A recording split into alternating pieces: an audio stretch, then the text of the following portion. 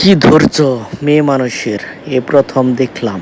এই ভিডিওটা যতবার দেখছি ততবারই ভাবছি যে আল্লাহ মেয়ে মানুষকে কি দিয়ে সৃষ্টি করেছেন। বাবা মা বিয়ে দিয়েছে হয়তো ছেলেকে ভালো দেখে, তার ভিতর দেখে বিয়ে দেয় নাই। যাই হোক, যদি মেয়েটা অপরাধ করে থাকে কোনো মার্কেটে গিয়ে বা কোনো জায়গায়, তাকে বাড়িতে নিয়ে একটু শাসন করা দরকার ছিল, কিন্তু প্রকাশ্যে নয়।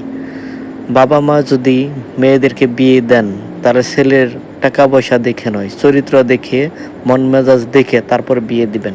অনেক বাবা মাই চিন্তা করে মেয়ের শুধু বিয়ে দিতে পারলেই হলো, ছেলের টাকা আছে, হ্যান্ডসাম। আসলে তো তার হলো ব্যক্তিগত হ্যান্ডসাম কি জানেন?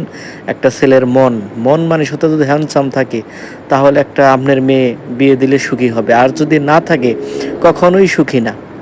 এই ছেলেটা যদি ইচ্ছে করতো যে আমার স্ত্রী ভুল করেছে, তাকে দুই একটা থাপড় বাড়িতে নিয়ে দেই, বা গার্জেনের সামনেই বলি যে তুমি এটা ভুল করেছো, বা একাই এটাকে শাসন করা যেত, কিন্তু পাবলিক প্লেসও নয়।